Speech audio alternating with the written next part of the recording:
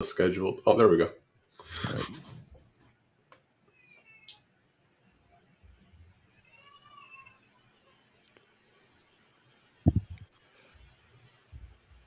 Hello and welcome to a special Detroit Pistons podcast. For one episode only, and maybe more in the future, the Pistons Pulse is joined at the mics by Pistons Talk. This is co-hosted by me, Bryce of Motor City Hoops, a former D1 Hooper, current teacher, husband, and father of three amazing kids. And I'm Omari Sankofa II, Pistons beat writer for the Detroit Free Press. What's up, Pistons Pulse fans? I'm Lance Caprosi, one of the co-hosts of the Pistons Talk podcast. Find us wherever you listen to podcasts, and find me on Twitter at Lance Caprosi.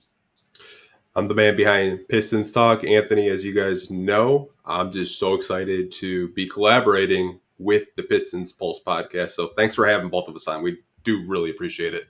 No, it's awesome having you guys. We're excited about this. Anthony, you've reached out. I know all of us have interacted and talked, and you guys do a great podcast. I feel like we have a good one over here. So as you told me, Anthony, it was time for this to happen. Some cross collaboration here. Before we get going, I want to shout out Wes, always our producer behind the scenes doing his thing. But there's four of us. We all want to get our thoughts in around this Pistons team. So we got to get right into it.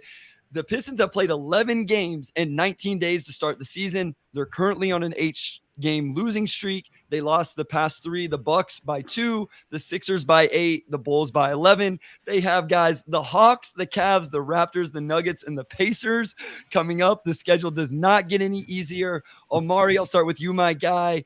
Where are you at with this team right now as things are struggling and a little bit rough? Yeah, I mean, it's been rough, obviously. Anytime you lose 8 straight, and we're 11 games into the season, 12 tomorrow with Atlanta, that's a lot of losing early in the season. So definitely understand why fans are frustrated. And, it seems like there's a lack of progress. I think where I'm at is just it's really hard to evaluate this team when they've been without between 5 and 7 guys for roughly half of their games so far. They started off pretty strong, and then JD gets hurt. And ever since that ankle, he's just been not his usual self. Now they've shut him down to heal, and you just don't know how long that's going to be. So that's tough. A lot of your first basers are hurt. All your 40% shooters pretty much. So there's just been a lot of, I don't know what the right word is, just a lot of turbulence early in the year. It's hard to predict the amount of injuries that they've had, and I think it's tough to even evaluate Monty at this point. Like I talked to him today about going 5 out. Like you have Kevin Knox. Okay, you push Isaiah to the 5 more, and he agreed, but they couldn't even do that just because of the roster makeup, going with 2 bigs and whatnot. So there's just a lot, I think, that's like to be determined with this team. And they've also coughed up a couple of wins. Like I don't want to let the team completely off the hook, but I think along with that, it's just when you have a team that's this injured, it's tough to really make any big conclusions. So I want to see how they look at a month once they hopefully get a couple of guys back. Siren says it's starting to feel like a support group. Yeah, we're all here. We're here to hopefully bring some positivity, but it's going to be we're going to be real. Anthony, where are you at with this team right now? And even give a little bit, what were your expectations with this team coming in? And then especially with the injuries they've had to deal with. Like if the team was fully healthy, I thought it maybe a play-in. Like I thought that should have been the goal, like low 30s, maybe like 32 to 35 wins. That's kind of where I was at like in the summer, but obviously, we get all these injuries to start the season, Bojan, Monte Morris, Isaiah Livers. And it seemed like as the weeks went on, the injury report got longer. It kind of felt like, wow, like we're like mid-season form over here with all the injuries. But kind of my takeaway so far this season is every game I've watched, whether it was the Bucks game, the Sixers game, or the Bulls game, they're finding new ways to lose. It seems like every game, like the Sixers game, I thought they played great in the first half, and coming out the second half, like the energy was gone. The Bucks game, I thought in the fourth quarter, the officiating was bad, but I'm not going to get into that. I thought they played pretty well, but Marcus Sasser was the guy that was really hot, and they kind of went away from him. Didn't understand that, but I get it. They're young. In the Bulls game last night, there was just no effort on the defensive end. Like they were scoring, trying to get back in the game, but they just could not make a stop.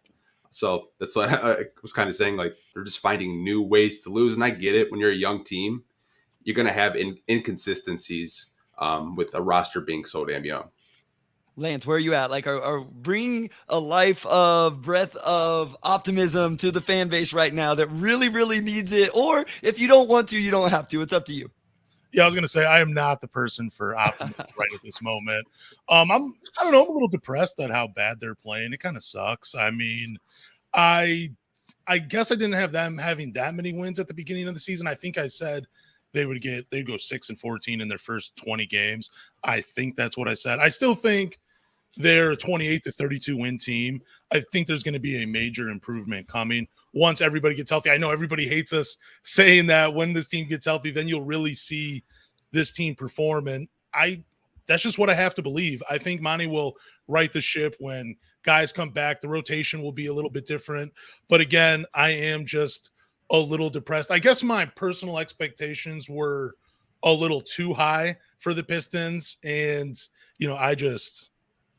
I don't know. I have so much optimism going into the season, and I hate that my feelings are starting to be different than they were at the beginning of the year. I don't really have much more to say other than that, though.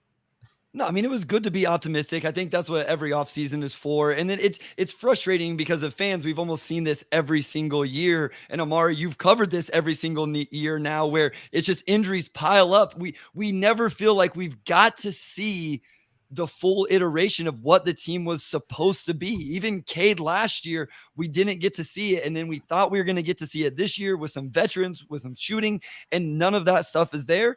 On top of Coach Williams, whether we agree with it or not, has decided to do some roster things that we didn't foresee coming with Ivy off the bench and Hayes in the starting lineup. So do you think this thing starts to come together a little bit, Omari, and just in terms of not just the health, but maybe guys kind of figuring things out also? Yeah, I mean, I always felt that this team would probably start slow and finish strong, just looking at the schedule. I mean, last week was going to be tough, even fully healthy, when you're playing, 4 playoff teams, many of whom will probably be contending by the end of the year. And, I mean, they played pretty well in all 4 games, honestly. So, I think when you see how well they played, where I think they led by double digits in 2 of those games, they led Chicago by double digits as well. That tells you that even despite the injuries, this team can compete, and whether they're just kind of falling apart in second halves because of fatigue. I mean, they have had one of the crazier schedules in the NBA. They've played 11 games. There are teams that haven't played 10 yet. They've had a few back-to-backs. Like, you do factor those things in. But overall, I just felt like this team was going to get better as the year went on. I figured it would take some time for things to click, and I still feel that way. I mean, obviously now there's nowhere to go but up. I mean, you can't get worse than where they are now. But you get Bogey back, you get some of these guys back. Some of the losses to me are just, the guys kind of lose their verve a little bit, and then it takes a minute for them to kind of snap back in. And even just having a Monte Morris who can just kind of like, hey, everybody settle down, like let's regroup and whatnot, can help a lot. So just they're missing a lot of key elements, I think, that would make this team work. And, so when they do get healthier, I really do think by January we could start to see the gears turning a little bit. So I thought they would be between 28 and 32. I still think they can get there, even with the soft start. But obviously that's going to be more of an uphill climb now that you're in this hole. Anthony, do you agree? Do you think as this team starts to get healthy, I know, listen, I understand why the fan base doesn't want to hear this. Anybody who's like, no, I don't want to hear that anymore, I get it. I understand it. But do you think as the team gets healthy, because I was looking through the stats today, and I'm going to rattle off some here in a second and see what you guys think. They're really looking for a number 2 scorer right now. There's not that guy there. Asar is the second guy in field goal attempts. Killian is third. So the second guy in field goal attempts isn't there. Do you think as Boyan, Monte Morris, we talked about being a good second unit point guard. Do you think this thing will start to turn around and look better and more positive? I do, because when you get a guy like Monte Morris, like Omari said, he can kind of calm things down. I think whether you want to experiment and throw him next to Cade to lower the turnovers down, or have him off the bench, I think you kind of have that flexibility if Monty Williams wants to do that. Adding a Bojan Bogdanovic, who arguably is your best 3-point shooter on the team, and that's 20 points a game right there that you're missing. You're not going to have Cade shooting 25 times a night. Like, I just don't think that's what Cade is comfortable with doing. I think Cade, you give him like 12 to 15 shots a night and just kind of share that wealth with the other teammates and get him some legitimate floor spacing out there. I think the offense would look a hell of a lot better. Like, nothing against Killian or Asar. They're just not the floor spacers that Cade needs to be effective, in my personal opinion, right now. Lance, do you think Boyan is kind of, I don't want to say the answer, but do you think he's kind of the linchpin here that this team is missing? Or do you think it goes beyond that? I think he's a huge piece. Obviously, that's easy to say. I'm looking at their schedule, and they're just some of these games that they lost where they're within like 8, 9, maybe even in 10 points. Bojan, Monte Morris both could help. Even having Jaden Ivey, if he hadn't been, you know, out on the sidelines being sick, that's another guy that can put a lot of rim pressure on. He can score the ball as well, even if it isn't only 20 minutes a night. Just guys like that stepping up. But I do think Bojan is a big catalyst to this team, and he is really being missed, not just for spacing the floor, but for another guy that can put the ball on the floor, create his own shot, and pretty much get it off on any defender that is defending him in a game. That is hugely missed by this team. Just another guy that can fill it up offensively, a guy that can go out and just get you a bucket. That is what they need, and that's what Bojan provides. So let's stay on this and let's transition that into some conversations around individual players. And some of this may go a little more positive, some may swing a little more negative. YouTube user, again, always appreciate you tuning into these lives. Cade usage is way too high, way too much weight on his shoulders right now. He needs a second scorer on the floor with him at all times. Anthony, you alluded to this a little bit. Omari, where are you at with this? I know we all think Cade is a face of the franchise type player, those type of things, but is it just too much? Is there too much of a shoulder for him right now? Too much of a load to carry on his shoulders right now? Yeah, I mean, you could just look at last night's game against the Bulls where they pretty much just hone in on him and they're not even worried about everybody else, right? It's just like stop Cade and, and that's just kind of how it goes, right? Like you think about a running back with a poor offensive line, and that's kind of what I think when I see Cade now. Like you could be talented, but if you have 3 or 4 guys on you every single possession, you're just not going to have too much room to operate, especially when you're not, the type of athlete that could just kind of blow past people and kind of create something out of nothing. So I can't really let K completely off of the hook, just with the turnovers and everything else. Like he's contributed to that, but has not had an easy life so far this season. Like the games where he's had space to operate, he's been good. The games where the defense is let's just collapse on him and make his life miserable. He's not been good, and there's been a pretty clear correlation there. And in the starting lineup, like you really only have he and Isaiah really.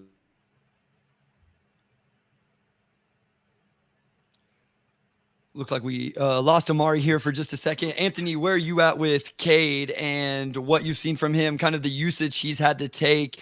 And I've been a little bit more critical. I tend to put a little bit more on his shoulders maybe than some others. Mm-hmm. Is there any part of Cade's game where you think he needs to take a little bit or shoulder a little bit more of the quote unquote blame for some of the inefficiency?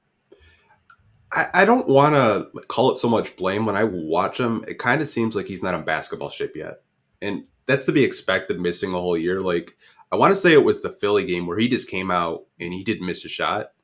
And he comes out and he just looks gassed by the second quarter. I don't know if it's him not being in, peak physical shape because he did miss a whole year. But there are turnovers that I can't defend, like you guys were saying earlier. But he does kind of need that Batman, or he needs a Robin to his Batman. Like, you can't really rely on I hate to like kind of throw slander at Killian Hayes. Like, you can't really rely on him to be a consistent jump shooter when that's not really his game. I think he's a great defender, great passer, but there are times where, Cade throws the ball to Killian and Killian just kind of holds onto it for like 5 to 10 seconds and the shot clock expires. Like, Cade needs just a floor spacer. He needs a guy that can, get to the basket. Maybe that's Jaden Ivey. Maybe you start Alec Burks. I don't know. I just think they need to make a lineup change because we're giving up 120 points a game over the past couple of games. Like, the defense just isn't there right now for me. All right, hold up on the lineup stuff because I want to get everybody's perspective on that in just a little bit. So, Lance, I want to give you a chance to talk about Cade. Where are you at with his play? And you may have to talk the lineup stuff a little bit if you feel like this is really kind of hamstringing him. I think I saw a stat today. He's leading the NBA in minutes. I mean, there's 5 or 4 Pistons players that are in the top 15 or something. So that might be why he's a little bit worn down as well. But Lance, where are you at with Cade? What have you seen? Is there anything that gives you a little bit worry, kind of big picture? I think one thing that worries me is it seems like sometimes he doesn't trust his teammates on the outside. Like, there might be a guy open on the weak side and he's not hitting them in the corner because they may not be comfortable just pulling up and just taking a shot when they get the ball. There seems to be some trust issues with him there. And then I think more of it is just the spacing and the timing. I've noticed a few times where Duren will set a pick and then he'll roll to the hoop. They're so close to each other, and Cade will try to force a pass. And I think Duren might be looking for the lob and he's throwing it low. I've seen that a few times where it seems like it's the wrong decision when he's trying to pass the ball, because Duren can go up and get it. I know you don't want to throw a lob every time, but it just seems like the spacing when he drives, it just becomes too cluttered around the rim. And then I don't want to place too much blame on Cade, because this is what you want your franchise guy to have high usage. And I'm okay with the turnovers suck, and some of them are hard to defend, like Anthony said. But where I have more of an issue is just the coaching and who they're putting around Cade right now. And again, I get that there are health concerns right now. There are injuries, but there are some. I would like to see them be a little bit more creative with their lineups, with the players that they have. Just try something differently. I won't get too much into it because I know we'll talk about lineups later on in this podcast. But it's hard for me just to blame Cade when I feel like the coaching staff isn't doing enough for him to create space and create opportunities. So Wes drops in there. Cade is also leading the NBA in total miles traveled in games this season. And I mean, I know I put in my notes the last couple of games, I've had some questions about his defense, but I don't even know how much I can question it, because he's just worn down. And on top of it, they're losing, which, as we all know, that kind of brings down your morale as well. That brings down your energy as well. I think that plays into the defense. When the offense isn't scoring, I think your defense is going to be affected by that. Yes, missed shots lead to transition, turnovers lead to transition, but just the energy level in general. Omari, I don't know I think this team really needs a win. Like, I realize that's oversimplified with the team that's like, they just really, really need a win right now, because I'm a little nervous if they keep showing some good things, but losing, as Anthony said earlier, finding new ways to lose. It's almost like, dang, this is 2 years ago all over again. This is last year all over again. How important do you think it is for them to get a win here in the next couple of games, just to feel some sort of positivity? They need a win. I mean, anytime you lose, more than two straight, it gets to the point to where you got to lock down, and that's what the issue for them so far. I think along with that, like we've seen, some young teams in the past, it just takes a minute for them to get things going. I forget what Orlando started last season, but they got Markelle Fultz back, and then they pretty much went 500 the rest of the way. And you could even see that type of disparity with the Pacers last year. And a couple of years ago, I know the Pelicans were like the worst team in the West, and then they kind of caught fire and got it going. So it's not, it's still early enough for the season where you have so much time in front of you that you can shake off a bad first 3 weeks. It's just with every passing week, I think the need to have some guys come back becomes more glaring. This week's a little bit easier. I mean, Atlanta's been good, but not as tough as some of the teams last week. You look at Cleveland, they've kind of gotten off to a slow start. Toronto hasn't been amazing, so they have some opportunities this week to make up for that. But probably not till mid-December where I get to the point where I'm like, okay, like if this is a turnaround immediately, like this season's probably tough. Anthony, do they get a win? Like, that's what matters, I guess, is, are they going to get one here in the next few games, or do you think this is going to continue to be a struggle? I think Atlanta is a winnable game. I really do. I think I just saw the injury report. Trae Young might not play, which would be huge because the Atlanta Hawks aren't the same team when he's not playing. But I think they can get a win against Atlanta. To your point, yeah, they do need the win, because I'm sure the morale in the locker room is very low, because they come out with the energy sometimes in the first, second, or have a good third quarter, and then something just happens where they don't miss shots, they're not defending. I've seen bits and pieces of them play both ways, like offensive and defensively. It's just they haven't put a full 48 minutes together yet this season, and I think that's to be expected when you have a very young roster and a really young starting five. But I think Atlanta, to me, is a very winnable game. Lance, I mean, Rashad says it right here. My morale as a fan is low. I mean, again, Omari doesn't feel this the same way as us, but I know I'm struggling right now.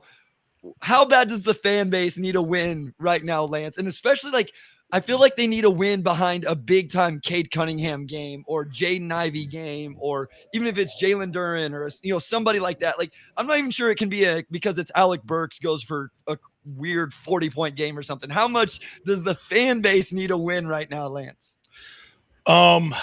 we need it badly. We need it real badly because there have been a few Pistons fans that I've interacted with that have said they're willing to jump ship and go to a different team. And man, it's way too early in the season to be seeing tweets like that and to have conversations like that with people. Just it will get better as the season goes on. But if we're looking at the next 5, I think there's 2 winnable games, Atlanta and Toronto. That's what I think coming up in the next 5 games.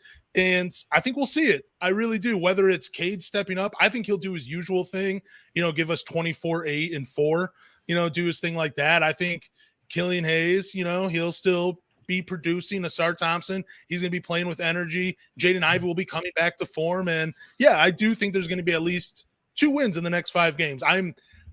As we're talking more about it, my level of optimism is going up for this team. And mainly because I just want to see it. I want to see some wins, and I just want to have, some good faith with it in these next 5 games. No doubt. And just to add to my point earlier, I just checked it, and Orlando did start 2-11 last year, and they actually started off 5-20 overall.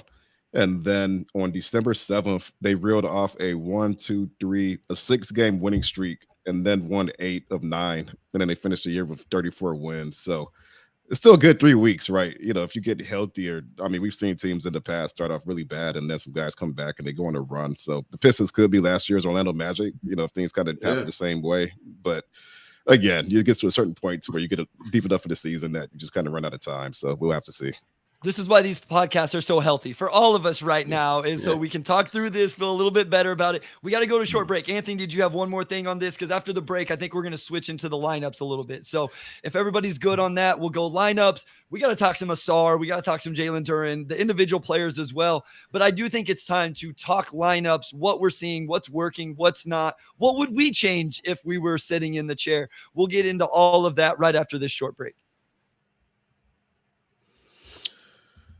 All right, we are back with segment 2, and we're going to dive into some lineups here, which should be interesting because, of course, I think Monty's been limited by injuries as far as some of the spacing combinations, but along with that, there are steps that could be taken now to rectify that situation that have not happened. So let's start off with Anthony. I'm just curious, what's your overall, thoughts on the rotation so far, and if there's one thing you want to see changed, what would that be?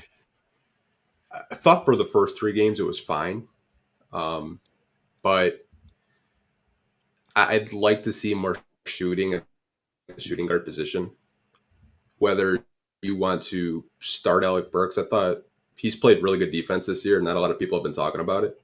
And just having a vet that knows how to get to the line, can shoot a 3-point shot at a really, efficient rate. That's a player that I would look at. And I would just kind of keep Asar at small forward. Stewart at the 4 and Duren at the 5, but you could go absolutely crazy with the lineups. I know I saw some fans say they want to put Asar at the 2 when Bojan comes back. It's just like there's so many different options, but like, what do you think starting like a Alec Burks would really fix the spacing issues, or do you guys believe that they should just kind of roll with Killian until maybe they think it's just not working anymore? Yeah, go ahead. Go ahead, Omari.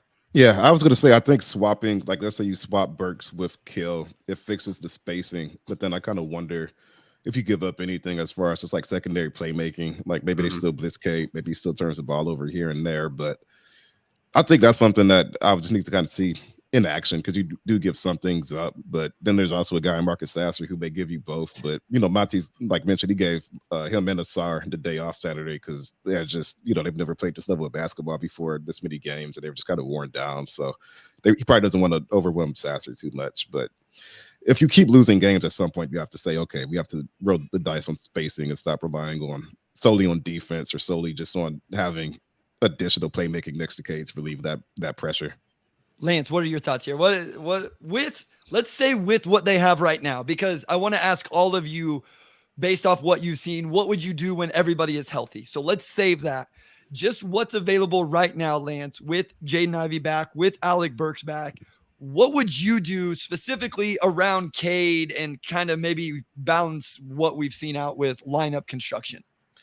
I'd make a change to the starting lineup with the current roster. I would start Isaiah Stewart at the 5. I'd put Asar at the 4, and then I'd honestly start someone like Marcus Sasser or Alec Burks in the backcourt with Killian Hayes and Cade Cunningham, because they're not going to take Killian Hayes out of the lineup anytime soon. I don't believe that they are. So I'm just going to stick with what Monty's doing, keep Cade and Killian in the backcourt, and then either start Marcus Sasser or Alec Burks, because they provide some spacing. They also provide another ball handler out there that can take pressure off of Cade Cunningham.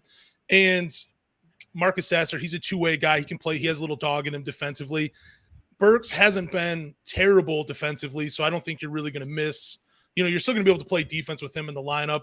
But then also starting Isaiah Stewart at the 5 provides you provides you more spacing. Then you can still keep Marvin Bagley in his role off the bench, and you can use less of James Wiseman, which I think is what a lot of fans want to see, because I just don't think he's ready to have that large of an impact or to play that many minutes on the team yet, even though we have been bad. But those are some of the changes I've made. But if they're going to keep Isaiah Stewart and Marvin Bagley in the starting lineup, I wouldn't mind seeing Killian Hayes come off the bench, because I think his ability to control the game and limit turnovers and control pace, that can be a good thing playing alongside Jaden Ivey, where he can still continue to operate off the ball and Killian can look for him. And plus, if you bring Killian Hayes off the bench, you have another guy you can throw at some of the other star players when Asar comes out. You can throw another pretty good defender on the perimeter instead of starting both of them. But those are just some of the things I would do with this current group of players. And I just want to be clear here, because when you first said that you're taking Jalen Duren out with the ankle injury, like you would start Duren if he was healthy. If he's but I don't know if he's playing tomorrow, because I think it's still a game time decision. And I've already tweeted out I'd rather rest him for a few more games, just so he can get that ankle healthy. I loved how he was playing at the beginning of the season, and I think that injury has really hobbled him. So I'm talking about if Duren will miss the next couple of games. And let's stay on Duren just a little bit, and we'll come back to the lineup stuff. Omari, any thoughts from you on Jalen Duren? Because Lance said it right there. I'm kind of with Lance in the sense of, I thought Jalen Duren, this is going to sound really bad, I hope the angle was bothering him, because I didn't think he looked very good, I guess is my point. So he needs to go get it healthy if that's what it was, because he was not getting in position. He was not playing as aggressive. He was not playing as hard, those type of things. So where are you at with Omari in terms of, is it just time to rest him for maybe 7 days? Just let this thing fully heal up before they put him back on the floor? Yeah, just let him fully heal up at this point. That early in the season when it's getting to the point to where his ankle is just visibly impacting his performance. And we saw the difference between his first 3 games and now. And honestly, even beyond the spacing, I think just Jalen Duren starting the season off so strong as a defender and then kind of falling off could be the biggest factor in where they are right now, just because they played with a different verve in those first 3 games, and they just haven't had that since. So, at this point, just shut him down and allow him to heal at his own pace. I'm curious to see what Monty does rotationally to accommodate for that. We've seen sprinkles of James Wiseman, but, I don't think Monty's probably been too happy with what he's seen from him so far. And today he did I asked him, would we see Isaiah at the 5 a little bit more now that Knox is in, and he said that's something that they're looking at and playing 5 out and whatnot. So, I think Duren being out gives you an opportunity to experiment as well. If Isaiah can keep knocking down threes at the 5, and he tends to hesitate shooting sometimes, but if you have 5s closing out instead of 4s, maybe you can get away with it, and maybe some things opened up. So, I say shut Duren down until he's healthy. See what you have in Wiseman, and if you're not happy with that, then you can lean on Isaiah and Bagley until Duren gets back and probably be okay. Like, it's not going to be as good as just having Duren down there, but you could probably get away with some things. Anthony, where are you at on Jalen Duren, just his play overall, and then this ankle injury that seems to be a little bit nagging? I was kind of surprised that they brought him back. Like, to your guys' point, the first 3 games, he just looked amazing. He was dunking everything, really active, blocking shots, but you can definitely tell he's just playing through an injury right now. I agree with you, Bryce. They should just shut him down until he's 100% healthy. Like, I don't want him, if he's 60%, I'd rather him just be on the bench, because it seems like it's always that right ankle. It was the right ankle last year, right ankle this year. I don't know if it's from him wearing low tops, or maybe he needs to take the Steph Curry approach and just wear those ankle braces, because that's your franchise center that you're trying to build around with Cade. Like, I don't want him out there like 50 to 60% healthy. Like, if he's not 100%, then I would rather, play Bagley and Stewart together because I think you can get away with it. I like James Wiseman. I just don't think he's there right now. To me, I would throw Wiseman in the G League just to get some reps personally. That's just me. Yeah, I don't know what they're going to do there. He's getting some reps right now, but I think when everybody's healthy, he's going to be right back out of the rotation. I want to ask this, and Lance, we'll start with you. Rashad says, can't play Asar and Killian at the same time. And I'm choosing Asar. He brings way more of other things than Killian. First, do you agree with that? Do you think that this is part of the quote unquote problem in terms of the spacing and all of that, that you essentially have two non-shooters in Asar and Killian, even though they do bring other things to the table?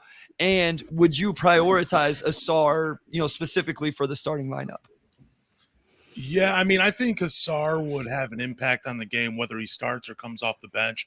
I think he's going to continue to play with that type of energy and activity, no matter what. Just doesn't seem like his feelings are going to get hurt, whether he starts a game or, comes off the bench. I don't think he really matters.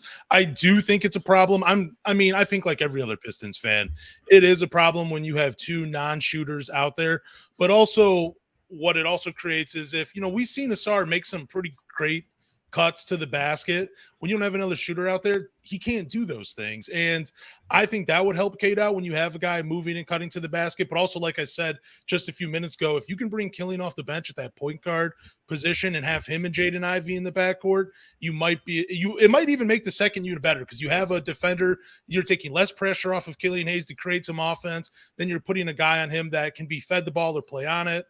In Jaden Ivey, it just seems like it's a better match with those two coming off the bench. And yeah, again, I mean, it's going to sound like we're just, it's like an echo chamber in here. We just need more shooting in the starting lineup. And you get that without one of these guys in there. When you can put someone in like a Burks or a Morris or a Sasser or even a Jaden Ivey, you're going to get more scoring and more shooting with one of those guys. And yeah, that's just how I see it, man. It's start Asar, bring Killian off the bench because it's not working having those two in the starting lineup right now. So Asar is 15% from three on 2.5 attempts a game. Killian is 33% on 3.6 attempts per game. I think we would all agree that nobody's really respecting those guys as floor spacers. And even though Stu is shooting 44% on over 4 attempts, I mean, he has really shot the ball well through 11 games. I'm still not sure he's getting the respect. We've talked about this. It may take a whole season of Stu shooting this well, of Stu making some big moment shots for people to really respect it. So Omari, do you think this Killian Asar, even though each has played well in their own right, bringing different things, do you think it's just a situation where you have to prioritize one in the starting lineup? Probably so, just because it's really hard to have to, I don't want to call Killian a non-shooter because he can hit him, but, I think Asar's probably got some work in front of him to be able to get to that point. And, I know Monty said the other day, basically implied that when Bogey comes back, they'll have to reevaluate, Asar's role, essentially. He didn't mention Killian, and I know some fans didn't like that. But, I think at this point, it's what do you prioritize? Do you prioritize having a good defender and that ball handling next to Cade, or do you prioritize having a pretty, I think strong defender overall right now who could take maybe more of that defensive pressure off of Cade, but also you're giving up some playmaking. You're giving up, maybe a little bit of shooting as well, when Killian has it going, but you also gain some stuff as a weak side shot blocker and, transition and whatnot. So it's just, a lot of ways that I think you could argue it and a lot of ways that it could go. But I think thus far, it's clear that, Bogey comes back, probably one of them will end up being forced out of the lineup. The other part of that too is that by starting Killian, you potentially open up more backcourt minutes for some of the other guys because obviously there's a lot back there. So that could be part of the thinking as well. So, guys, I'm going to ask for your starting lineup if this team was fully healthy. I know this wasn't in the outline, so I'm kind of putting you guys on the spot. But I'm asking a different question so everybody kind of has a chance to navigate that. So, Anthony, I'm going to come to you because we've talked a little bit about Asar here. Just what are your thoughts on Asar Thompson individually? So you don't have to give your starting lineup yet. But if this team was fully healthy, Lance, Omari, Anthony, I want to know if the team was fully healthy tomorrow, based off what we've seen, who would you start if you were Monty Williams? But first, Anthony, I want to get your thoughts on Asar Thompson and just how he's played through 11 games in his rookie season. I knew he was good, but I didn't know he was this good. I didn't know like if the talent level at Overtime Elite was kind of like up to par to the G League or the other leagues, like playing in college and stuff like that. But he's just completely shattered my expectations. I did not expect him to be crashing the glass the way he's crashing the glass. Like getting those rebounds, blocking shots, playing the passing lanes, defending some of the best players each and every night. Like that kid's an absolute stud. Like I'm happy that we got the better Thompsons win. Yeah, he's been incredible. Omari, Lance, either of you guys thoughts on Asar? Lance, I want to get yours because we haven't got that. Me and Omari have obviously got to talk a lot about Asar. And then Omari, I'm going to come to you for the starting lineup. And if you're watching live, I know Chuck already dropped his starting lineup in the chat. You guys drop your starting lineups in the chat as well, and we'll put them up here on screen. We'll discuss those also. So Lance, thought on Asar Thompson's rookie season. And then Omari, I'm going to come to you with your starting lineup if this team was healthy. It's been an incredible rookie season, and it's going to be overshadowed by Victor Wembanyama and Chet Holmgren. It really is just, it's nice to see like other non-Pistons accounts tweet about Asar Thompson and show highlights. And I think that's probably about as good as it's going to get because he's really not going to be in the rookie of the year conversation. We already all know that, but it's been a great rookie season. His defense to me is just so much fun to watch where I would rather watch. I almost just like I get just as excited watching him play defense as I do any of the Pistons playing on offense. I just love his activity, just his reflexes. His head is always on a swivel. It's just so much fun to watch him defensively, and it's cool to watch him grow as a player. And I just think it's going to continue to happen.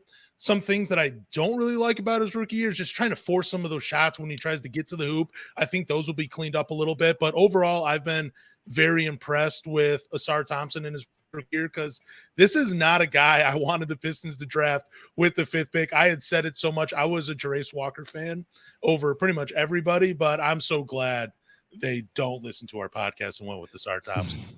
Well, listen, there was a whole bunch of guys in that range. We were a Cam Whitmore podcast, so we were even worse than that, guys, because he's in the G League right now and got drafted 20th overall. Even though I still do believe in the actual talent, I think there was some incel stuff there that maybe we didn't know about. Anyway, Asar was the right pick at 5. They got it right. He's been incredible. That's who we should focus on. And he may not win Rookie of the Year. He has a real chance to finish 3rd, though. Like, he has a real chance to be the 3rd best rookie behind those two, and then obviously be on the all-rookie team. And he's been awesome. Like, if this dude is legitimately top 10 in the NBA, the entire NBA for rebounds, not just wings or guards or rookies or whatever, there's going to be a lot of noise. So, we got the OG Omari Sankofa with his starting lineup before we get to Omari Sankofa the second. So he says Cade, Burks, Livers, Stewart, and Duran. So very interesting there from Mr. Sankofa. I want to come back to that after we get Omari Sankofa, the second starting lineup.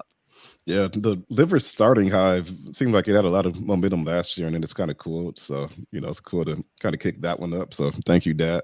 I'm just like, I'm just shocked that Asar has yet to grab fewer than 7 rebounds in a game. And actually, like, coming into the season, I predicted that he would lead all rookies in rebounding just based on what we saw in preseason and summer league. But he had 11 rebounds in like 10 minutes last night. He had 9 in the first quarter, and he's just an absurdly. He's averaging a double-double with rebounds. He's just been absurdly productive as a rebounder, and for a guy who's 6'7" to do that, it's just like it's only so many guys that size who have been that type of rebounder. I know Monty mentioned Sean Marion yesterday, and you think about guys like Gerald Wallace, but it's extremely rare.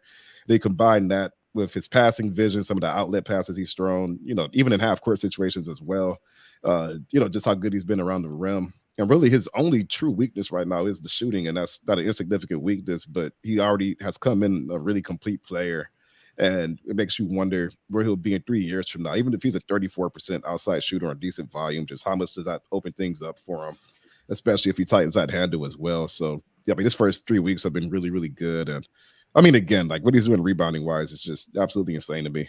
I think what's crazy is just the workload he has taken in his young rookie season.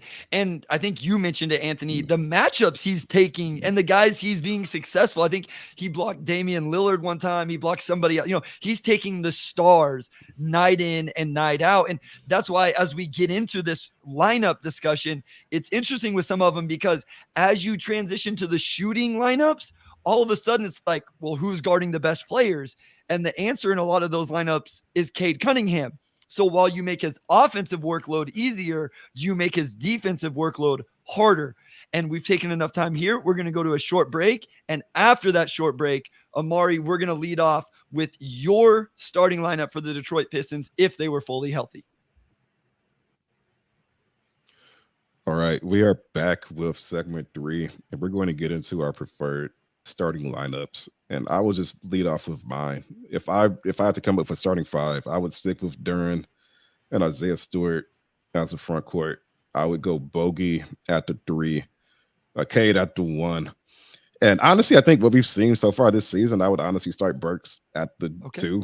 I think maybe you give up some of the ball handling that, Cade needs next to him, but he's just shot the ball so well. He's been solid defensively. And he can move the ball too. Like, he's not necessarily a point guard, but he had 4 assists last night. He's always moved the ball pretty well. So I think, with Burks and Bojan in that starting lineup, like, that's going to command a lot of attention from defenses, and that should make Cade's life a lot easier. And then from there, you just basically hope that defensively you can still tread water, which if Duren's fully healthy, Isaiah, like all those guys, well, except Bogey maybe, but in the past, he's been a good defender. So maybe in a better situation, we see that, defensive sharpness come back. But I think it checks a lot of boxes, and I think it would be pretty balanced on both ends of the floor.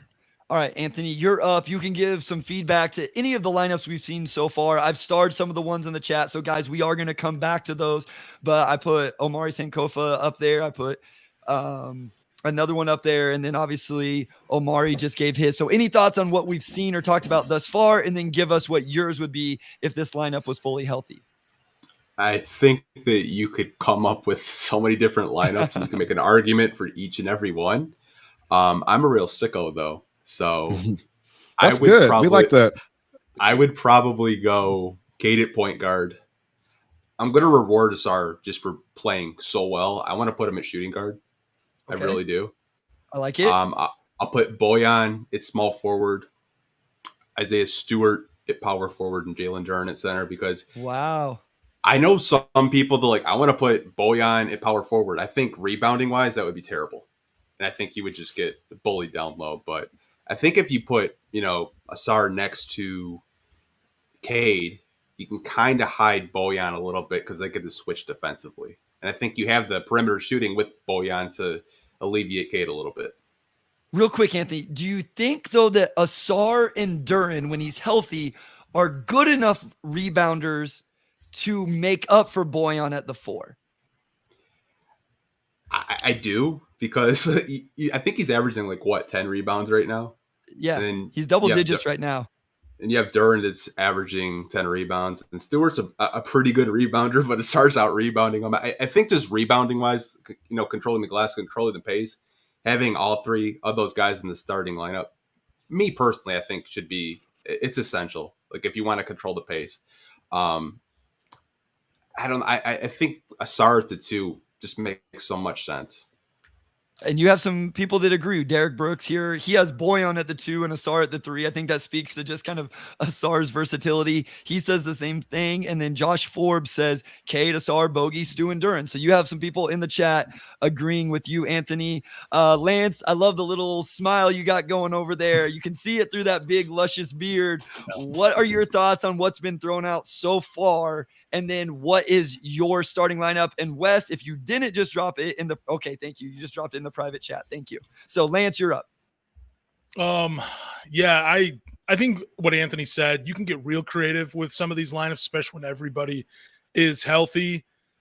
I love that people want to still start Livers. I mean, everybody knows, if you know me, I love Isaiah Livers. So it's really cool that there are other fans that love Isaiah Livers and want to see him here in Detroit. I have different thoughts on it, though, because of all the injuries. But anyways, not going to get into that. I just love the different lineup combinations. I kind of felt like Cade and Asar in the backcourt was pretty predictable by most people. My starting lineup would be Cade. I really want to throw Marcus Sasser in there just because I like it. he will get it all. He will get after it defensively. He can hit the outside shot, and I think he has the tightest handle on the Detroit Pistons. And I think last game he only had like 1 or 2 turnovers with. I think he played close to 30 minutes. But anyways, I'd go Cade and Sasser in the backcourt, and part of that is because I don't think Sasser and Jaden Ivey would be a real good combination off the bench. I would still go Asar at the 3. I'd go Bojan at the 4 just because really all I need him to do defensively is just funnel people into Jalen Duren. It's not going to he can play defense. He was pretty good in Utah for the most part. And last year he had 18 games where he had 5 to 9 rebounds. But again, with Asar and Duren healthy, I don't need him to rebound the ball. They got it. And plus, I think if you bring Stewart off the bench, again, you're still limiting the minutes of Marvin Bagley and James Wiseman. Even though Bagley has been playing pretty well, I think I would rather go 2 guys that can play defense at that 5 spot and hold it down and just have everybody else funnel them in. So that would be my starting lineup: Cade, Sasser, Asar, Bojan, and Duren, just because I think it gives you a good combination of ball handling, defense, outside shooting, and rebounding, all the ingredients you need to be kind of successful in the NBA.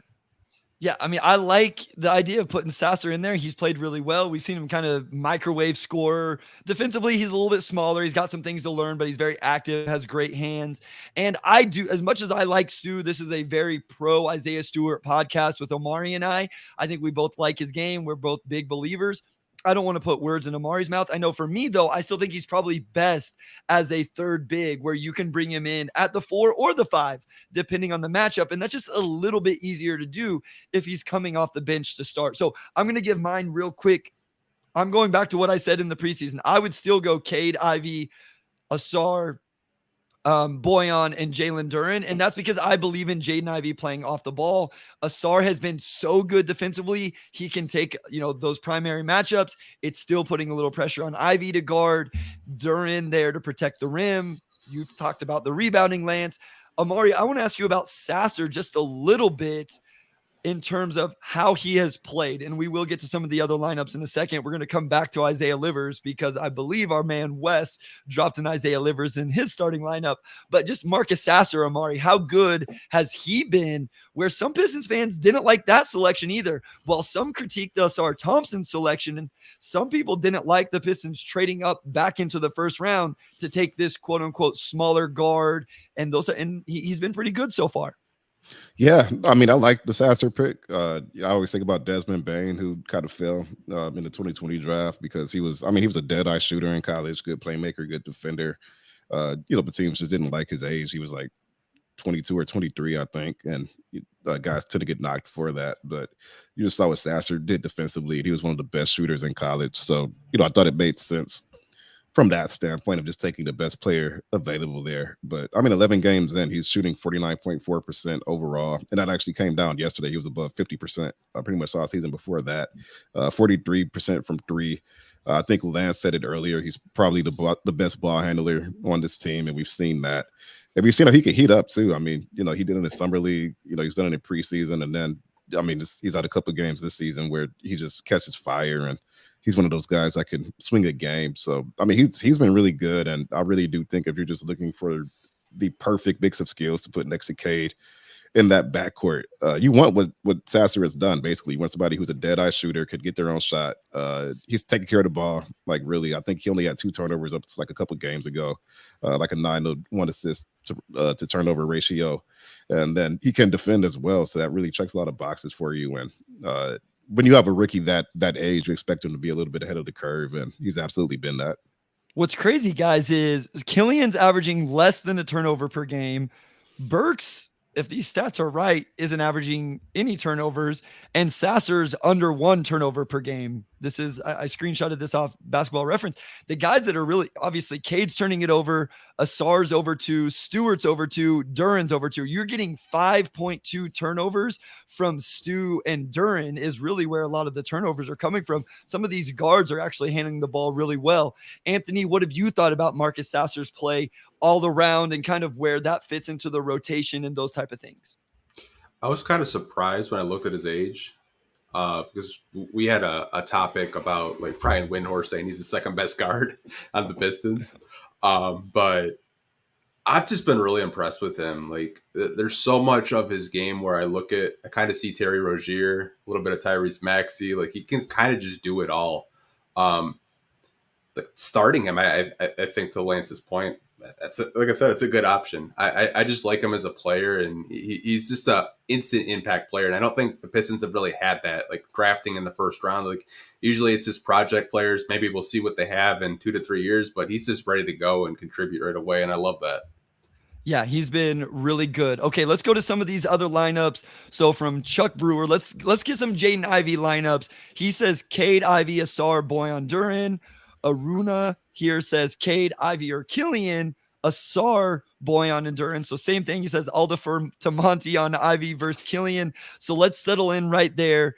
Lance, Jaden Ivey versus Killian Hayes. If that's where you're going. Siren also says Cade, Ivey, Asar, Boyan, and Duran.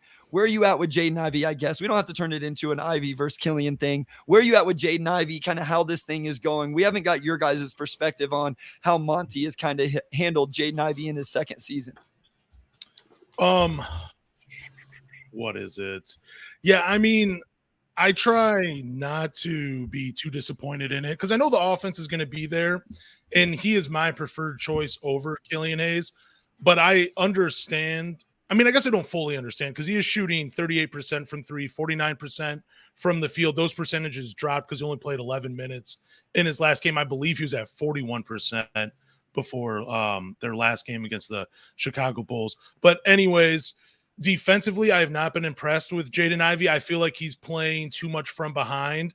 Like, he has all the athletic tools to be, I think, damn near an elite two-way player if he wants to be. It's just, I think he's gotten away playing defense the way he has his entire career. It just seems like a guy makes a move, they blow by him, then he's like, okay, I can just recover because he does have the athletic tools to do that. So on that aspect, he's just not there defensively for me. So I understand why he's coming off the bench. But also on the same breath, I mean, Killian Hayes, I still think his defense is a little overrated, especially in terms of one-on-one. And I went back and looked at some of these matchups, and in a couple of these games, he's playing big minutes against like Herb Jones and I'm trying to think of some other games, some other non-offensive players for other teams where, you know, it seems like they're almost hiding Killian a little bit defensively. And I feel like when it comes to Monty, he's for some reason focusing more on Jaden Ivey and there's putting more pressure on him, maybe because he sees that the ceiling is so high and he wants the best out of him. But when it comes down to it, I guess to answer your original question, I'm a Jaden Ivey fan, and that's the route I'd rather see them go because in today's NBA, yeah, you can get a few stops, but it's really all about putting the ball in the hole. And that's what Jaden Ivey's good at. He's a scorer, and that's what we need. We need some offense with this team. We need him to play more than 20 minutes per game. And I can live with him playing defense the way he has because the effort has been there. It's just a few things need to be cleaned up on that end. That's all. I will agree with you, Lance. I do think Killian's overall defense has started to get a little overrated, and specifically to the on-ball. I actually text Wes today because Killian let Patrick Williams just like essentially jab step him and blow by to the baseline, forcing help and giving up a wide open three on the weak side. And I'm just like, elite defenders, great defenders, like people sometimes talk about with Killian. That's not what they do. I'm not saying he's a bad defender. This isn't Killian hate. I'm just saying I think it's gone a little bit too far with how good he is on the defensive end. I think he's a good defender. I don't think he's a great defender. Anthony, what have been your thoughts on Jaden Ivey, kind of how this has been handled with this emphasis for him on you got to play defense or you're not going to get the minutes?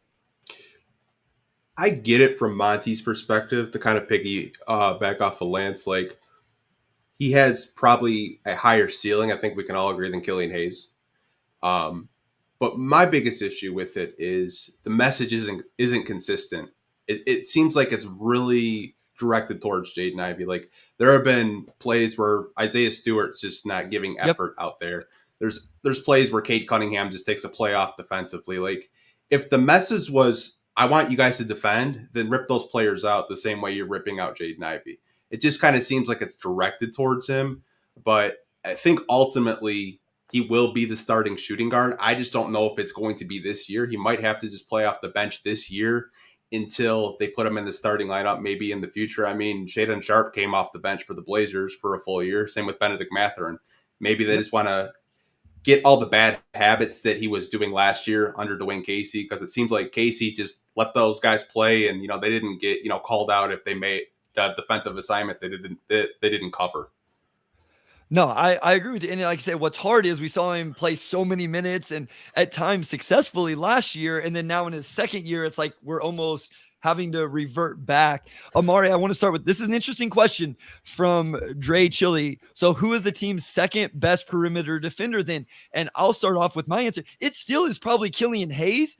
That doesn't mean he's a great defender. Asar Thompson is a great perimeter defender. And then there is a gap before the next guy, which is probably Killian.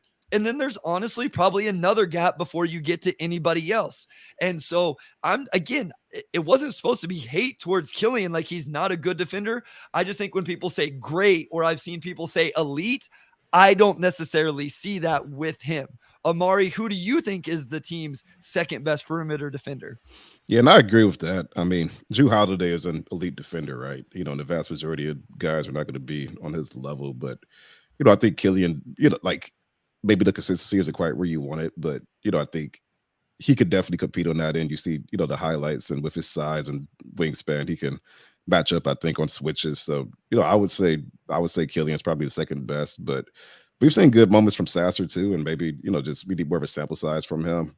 And we've also seen some good moments from Isaiah on switches, although that's a little bit more matchup dependent as well. So, those guys probably deserve shout outs, but I would say Killian for sure. And I think a big reason why Killian's been starting is because when you look at that backcourt, he's arguably the best defender back there. Cade has good moments too, but he's just taxed with doing so much. And I think that kind of separates Killian. Wes said it honestly might be Isaiah Stewart as well. I mean, I think Isaiah Stewart is pretty close after Asar here, Killian here, and then Stu's probably in the conversation if we went to number 3. Or I don't know, Anthony, maybe you have somebody else at number 2. I assume for all of us, Asar is number 1. I don't know that there's a conversation there, but is Killian number 2 for you as well, or is it somebody else? Yeah, I would say Killian's probably the second best perimeter defender. I don't think any of us are questioning his defense. I don't think anyone on here is questioning his defense. It's just the other side of the ball that we question. Yeah, no, he's a very positive defender, but if you're going to be what he has been offensively a lot of his career, you have to be elite defensively.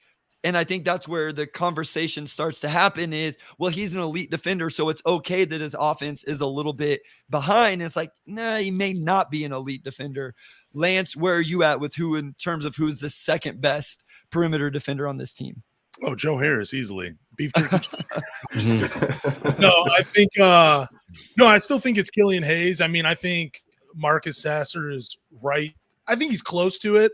I mean, Killian Hayes, I will say the thing that I'm impressed with Killian's defense is maybe not necessarily the one-on-one stuff. He's pretty good at not drawing a lot of fouls. I mean, the last 3 games, he's only had 1 per game. And when I'm looking back at some of this matchup stuff, he does not have very many games where there's plenty of shooting fouls. There's only 1 so far that I'm seeing where he's had 2, and it was on Gordon Hayward, and he defended him for 2 minutes. But I think where his defense comes from is communication and denying people the ball. It seems like again, I'm looking at some of this matchups that he's had in terms of one-on-one, and some of these shooters, it doesn't seem like they've been getting a lot of shots off on him. And I don't know whether that's because he's been denying them getting the ball and playing defense that way. That's where I think his bread and butter is. But when I was getting at is when it comes to just the one-on-one stuff, I just think it's a little overrated by him. I still think he's a good defender. I just think as well when he's out on the floor so much, he gets more exposed.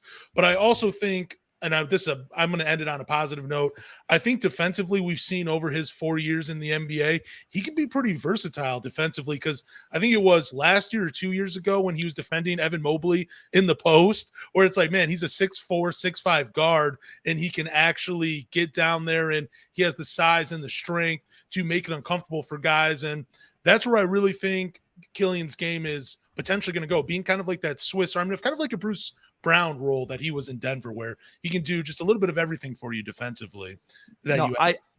I agree 100%, Lance. I think the off the ball defense is very fair to think it's really, really good and really impactful. And I agree with something you said earlier as well. As that's kind of why I want to move him to the second unit, is to help the second unit be better defensively. That's where I think the balance actually makes sense. Starting whether it's Burks, Ivy, Sasser. I know somebody brought up Monte Morris. I don't care who it is, but the balance just seems to make more sense. All right, we're going to get out of here on this. I'm going to read off a few stats here, guys. Omari, I'll come to you first. Whatever your biggest takeaway is from these numbers that I give you, these are all team numbers. The Pistons right now are 23rd in strength of schedule, 20th in offensive rating, 22nd in defensive rating, 19th in pace, 24th in free throw rate, 29th in three-point rate, 29th in turnover percentage, but 7th in offensive rebound percentage. And then on the defensive end, they're 29th in forcing turnover percentage and 30th in defensive giving up free throw attempts per field goal attempt. Is there anything that really stands out to you from those numbers that you think are going to improve, that aren't going to hold, whatever it is? I mean, that they lack discipline. When you mentioned the turnover rates and just how much they put teams on the line, and I think we just got to do that from watching them. That they've taken themselves out of games with those mistakes, and they've gotten some tough whistles too. Like, I'm not going to ignore that, but I think a lot of it's been self-inflicted. The other thing I hear is that they are slightly below average, and when they get some guys back, they'll probably take them closer to average because they're not.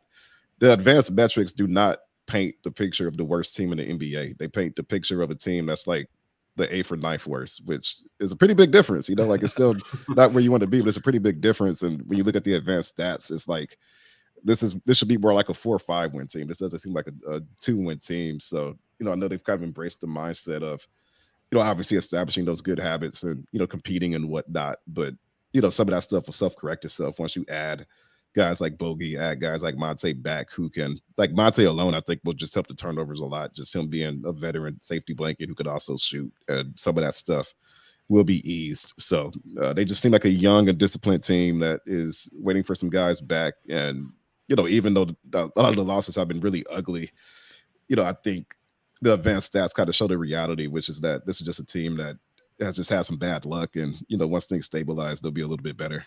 That's as I was reading it, I was going, this team's 2-9, but they're 20th and 22nd and 19th. Now you get to some of the other stuff, and it's like, okay, this is the stuff where they're last, and that's probably why they are 2-9. But it was like, man, this seems like a team that should win a few more games. Anthony, any takeaways from those numbers? Or you don't have to stick just to those, but just in general. I think the turnover one is probably the one where I'm really hyper focused on when you were saying it. Seems like every night I look at the box score, they have 15 to 17 turnovers every night. And I feel like if you just kind of, maybe you're like a 10 turnover a game team, they probably have more than 2 wins right now. Maybe they have 3 or 4, because there's some games in there where they get close, but they just keep making like really bad mistakes. Like the Blazers game is the first game that comes to mind. In the third, fourth quarter, they just kept turning it over. I mean, if they can clean that up, and I think Monte Morris will clean up a lot of those, they could possibly be like maybe a 500 team when these vets do come back. Darius, thank you. He says, first time finally catching y'all live. Appreciate that. Make sure you also go check out Pistons Talk over on their YouTube channel as well, and over at the Detroit Bad Boys YouTube channel. Lots of really good Pistons content creators out here. For a 2-9 team, we got the best Pistons podcast content creation in the NBA. Lance, you get the final word here before we kind of break this thing up. What of any takeaways you have from those stats, or you can make up any other one you want, or use any, I can't make one up, but you can use any other one you want if you have one yourself. I'm just looking at it, and I'm disappointed in the free throw attempts per game that they're getting, but also how much they're giving up. I think those 2 things will be cleaned up now that Alex Burke is back. I mean, he's a free throw merchant. Weren't the Pistons like top 5, and I think in free throw attempts per game because of him last year? So, and not just because of him, but you know what I mean. Yep. And then, they're just giving up a lot of free throws. That's the disappointing thing. But I feel like a lot of those fouls that they're getting called for now will be cleaned up as this team just matures and grows. The turnovers, again, one of those things.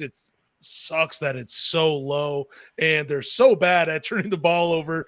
But again, once this team gets healthy, I expect it to clean up. I'm actually surprised that we're still 20th and 22nd. I'm glad to see that. It seems like they've made improvements since last year. And I think those two stats, again, I think those will get better as well as the season progresses. Once this team gets healthy, those things are going to be cleaned up a little bit. But other than that, I'm really not surprised by those numbers. All right, guys, this was a blast. Therapeutic for all of us, hopefully therapeutic for the fan base and everybody listening in. Anthony, let everybody know where they can find you, where they can find the pod, the YouTube, all of that. We'll let you do that. Lance will give you your voice as well before Omari closes it out. So you can follow us on all social media platforms at Pistons Talk. As for the podcast, I know Lance does handle the podcast. So I'll let him tell the people where they can find the podcast and support it. All right, yeah, you guys can follow me on Twitter at Lance Caprosi. I still call it Twitter. Follow me at Lance Caprosi. So do we. On Twitter. It's still Twitter. And you can find the Pistons Talk podcast on Spotify, Apple, Google, or wherever you guys listen to podcasts. Do us a favor and subscribe. After you subscribe, leave a review, drop a rating. But more importantly, tell a Pistons fan for us. Thank you guys again. Omari, take it away, my guy. Oh, yeah. Always fun talking Pistons with Pistons Talk. So big thanks to you guys for joining us today. And also big thanks to our IO producer, Robin Chan, our editor-in-chief, Nicole Avery Nichols, our executive producer, Anjanette Delgado, and our sports editor, Kirkland Crawford. Also big shout out to Wes, and we will talk to you all next week.